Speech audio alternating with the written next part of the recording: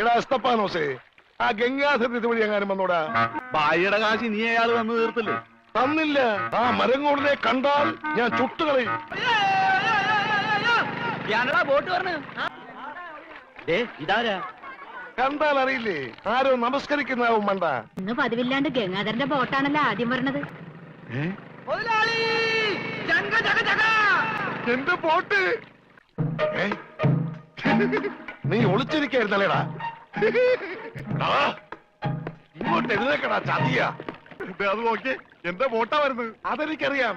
എന്റെ കാശാദ്യം. ഈ സാബാണൊരു പാവണ്. ഈ കടപ്പുറത്ത് ആദ്യമായി ഒരു ബോട്ട് വന്നിറങ്ങി എത്ര രൂപ ലേലം കൊള്ളുന്ന വിചാരം?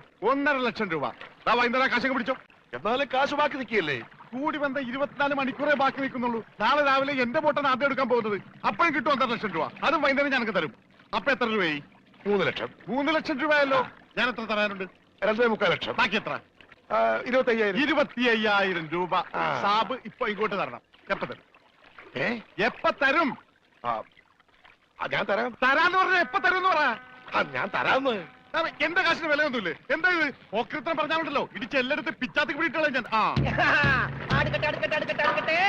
സാബ് വിഷമിക്കൊന്നും വേണ്ട. ധൈര്യമായിട്ട് വീട്ടിലേക്ക് വിളിക്കും. ഞാൻ പോയിട്ട് വന്നേക്കാം.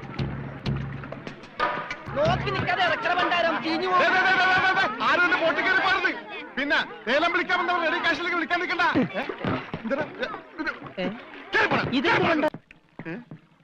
ഒറ്റ മീൻ പോലും ഇല്ലേ? രമണ, ഇതെന്താണ് മത്സ്യകന്യകൻ? രമണ, നീ എന്തായി പറയുന്നത്? ഇത് ഡെഡ് ബോഡി അല്ലേ? ഡെഡ് ബോഡിയാ? ഇതാ ആര് പറഞ്ഞ ഡെഡ് ബോഡിയാണെന്ന്? ആ ചെകളെ വിളിച്ചൊന്ന് നോക്കിയേ, ജീവനുണ്ട്.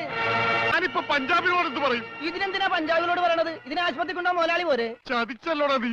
ആദ്യത്തെ വലയടിച്ചതില് വീണത് ഇവനാ. ജീവൻ ഉണ്ടായിരുന്നത് കൊണ്ട് മീൻ പിടിക്കാതെ ഞാൻ ഇങ്ങോട്ട് പോകും. നന്നായി.